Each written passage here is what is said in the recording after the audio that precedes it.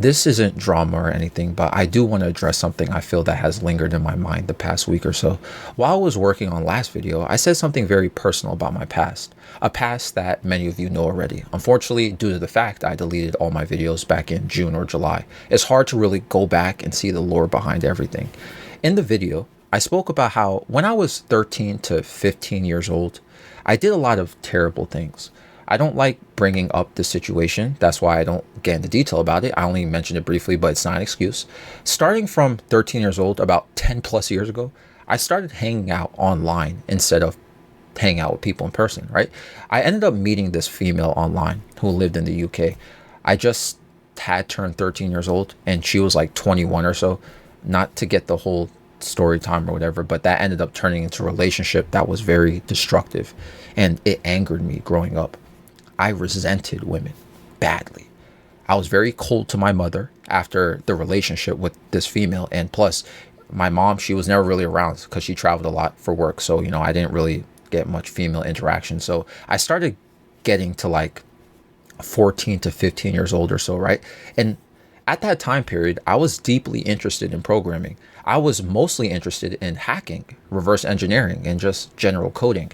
I ended up meeting and hanging around a few people who, at that time period, I wasn't aware, but looking back, they weren't good people at all. But I'll tell you exactly why I hung out with them. I started learning how to code at 13. Nowadays, due to Roblox and certain game modding, we got like 12-year-old kids who are coding experts, 10 times better than I was when I was a kid, but I didn't play Roblox. So if you think being 13 and proficient at programming is unrealistic, you used to see what's going on nowadays. The future is going to be crazy, by the way. So since I was able to code, these people who I hung around, they paid me consistently to work on software, specifically two things: a booter for DDoSing. If you don't know what that is basically, in simple terms, right? Taking down someone else's internet connection. Let's just say it like that, right? And the second thing was a RAT, remote access Trojan. This is basically a tool that allows someone to have full access to your computer without the victim knowing, right? Someone is literally watching and monitoring your computer and has full access to it. From what I remember, I barely worked on the booter. The RAT, though, that's what I worked on a lot. And they sold it numerous times. Basically, they went on, this was so long ago, man. Basically went on multiple hacking forums or whatever, sold the RAT to people. Meanwhile, I'm a coder and maintainer behind it. At the same time, these guys, I built a bond with them. They were, unfortunately, my friends. But again, they weren't very nice people. But because I was so angry growing up, because somebody hurt me, it was very easy for me to mingle and tolerate people who were also very negative and who were also prone to be angry or destructive. We spent a lot of times doing terrible things during our free time. I mentioned in a previous video that I never doxed anybody. Even as a kid, I thought that was weird because, listen, I just wanted to troll people and get reactions out of people, but I never wanted someone's private life to potentially be a target for stalking or harassment. But we did troll and we were very destructive about it. I remember DDoSing Counter-Strike servers. We would join Counter-Strike servers, do our best to troll as much as we can to the point right before we get banned. And then once we get banned, we all get banned. We'll just shut down the whole server. I made a story time video about it. Some of y'all remember this one. One of the guys who I hung out with, we were on Ventrilo at this time. Some of you guys may be way too young for that. If you know what that is, look it up. You'll see how old I may be. All right. Ventrilo and TeamSpeak were like the Discord back in the day, except Discord has like a million features now, right? This guy would bring like Tumblr emo e-boys into his private voice channel. And I don't know how he was managing to get these e-boys on Ventrilo, but it was a little weird to me because I think he was low-key a pedo. Like, I never interacted with any of these e-boys, but he would post on Ventrilo chat. Like, we just all be hanging out and he'd be like, yo guys, look at this cute guy I'm talking to on Tumblr. And he would post pictures off of their Tumblr. And I would be looking at these pics and thinking like, yo, how old are these dudes, bro? And it's sad because this is how bad they were as friends to me. If I ever argued or contested anything that these guys would say, like if we were to get into an argument, right, they would DDoS me. One time, one of the dudes was calling my cell phone all day while I was in school.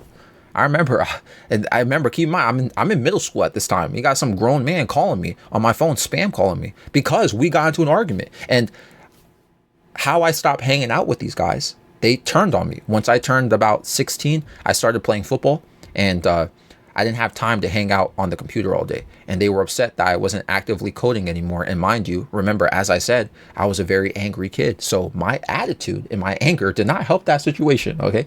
They were DDoSing me. They were threatening me. I remember one of the dudes said, and being a kid, I remember I told my mom this because it just lingers in me. He said that he was going to make me drown in a tub filled with my blood.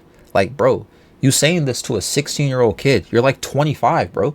Like, I could keep telling stories, but most of these I already shared in the past, right? The thing about stuff like this is that even when I grew older, these type of unmoderated events from my childhood translated to my adulthood. I turned 18, boom, look, nothing really changed. I still resented women. I had severe trust issues now. I struggled to maintain friendships. I started e-dating or online dating a lot. And I say a lot because guess what? Those lasted very shortly. Also, in person, I couldn't socialize. I grew up with extreme social anxiety because, I spent all my time on the computer all day and night. I just typed to people. I never really spoke. I hate talking about stuff like this in videos because it's trauma dumping. It's just, as somebody who is in their late 20s, heading to 30 years old, I tried therapy. I tried nearly everything, but I keep finding myself in situations where I feel like I can't escape habits and insecurities that were formed due to the past. For example, some of y'all know this from hearing it in older videos. I've been developing and maintaining video game cheats for like 10 years. I don't even play the games I make the video game cheats for. And for those 10 years, I always have moments of feeling guilt and feeling terrible for even participating in this.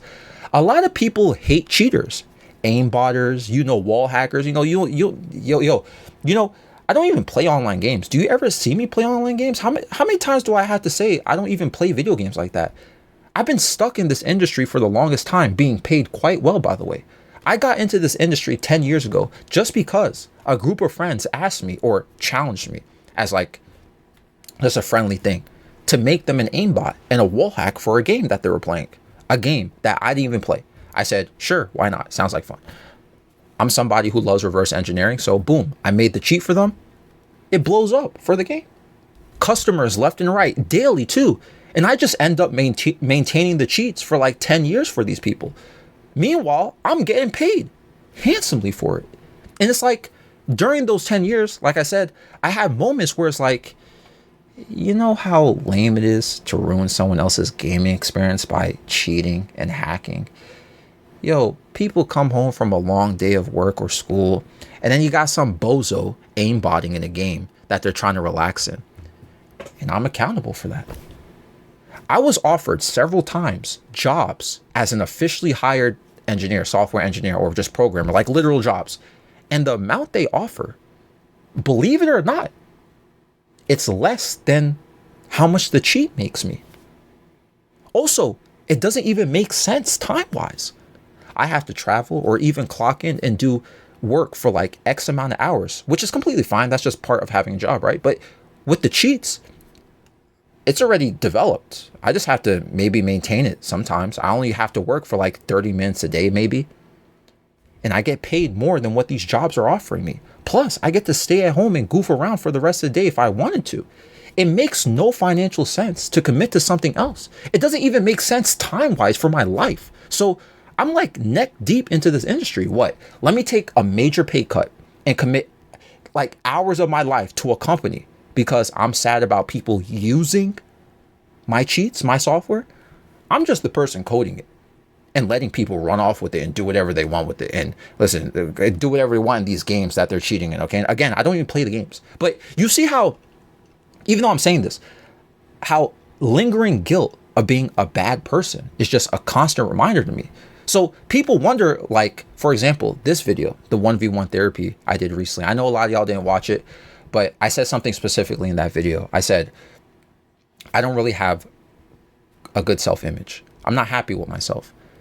And then you see history of me, if you followed me throughout the Aku anime in the many years, how self-destructive I've been, going to the mental hospital or psych ward numerous times, impulsively getting face tattoos, which I know a lot of y'all like, but listen, that just made my life harder.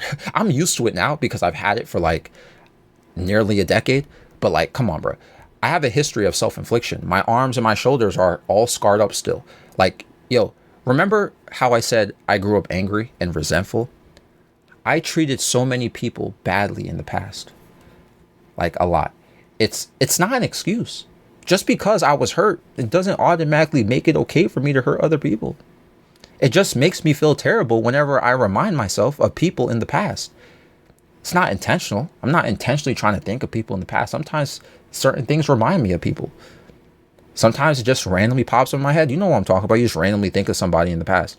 You can make the argument to me that nobody's a perfect person and everyone has done wrong things in the past.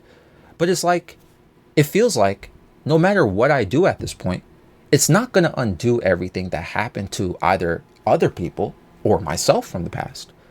I've made many positive changes to my life. Like I mentioned in several videos that this past year was the first time I ever had like friends in real life, since high school at least.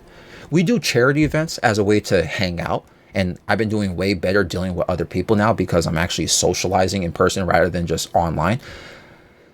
In real life, I'm very timid and quiet. If you ever get to meet me in person, or listen, just watch that 1v1 therapy video, you'll see how I am when I'm not recording YouTube videos like this. I'm very non-confrontational and mellow, but many years ago, that wasn't me. I made a lot of progress to improve myself, but I can't erase the past. It's haunting. I also feel like I'm stuck in quicksand because of how everything came to be to result to today. The circumstances that led me to this point, the struggles, the lessons, the regrets, I can keep moving with my life in a sense, but there are days where it's very overwhelming. All I can do is just own up to it. Clearly, that's why I've been doing this whole video, right? Yes, I'm in my late 20s, heading to 30, fussing about things haunting me from 13 to 16 years old, okay? Long time ago. And these things developing me to end up in certain situations or have certain personality traits or mental illness, whatever, right? Despite all of this, I don't feel forgivable. I think that's the one thing I'm looking to truly say after all of this. I don't feel like I am forgivable for what I am. Saying just, the past is the past. It's too easy to say. And honestly, it isn't practical to just say to somebody who is deeply troubled by their past. It's not going to just solve their issue by saying the past is the past, bro. Like, the point being that what troubles someone from their past can make it very difficult for them to cherish what they have now and their future. So this just has been on my mind for the past week or so. I just wanted to share it with you guys. I treat this channel like a journal anyway, so maybe it was something interesting to hear. I mean, what do you think? This episode is found on Spotify and YouTube. Times Square. Nightmare 7 a.m. in the morning though. No surprise. Times Square is you and I under those lights. No disguise. Don't tell me everything you wanted was a lie. All those city lights, it's an endless night. Never expected you to bring me so much life. Close my eyes too long, then it's time to say goodbye. Let's dance all night until the stars don't show glow. Till the sunrise, then we go solo. Making up for all the times that we were low. Let's make some memories before we do go. Let's dance all night until the stars don't show glow. Till the sunrise, then we go solo. Making up for all the times that we were low. Let's make some memories before we do go. Caution. Wait a moment, keep my heart locked away, it's filled with emotion. Gave the key to you, right in front of you is open. Hey, try your best to not leave it broken. Oh,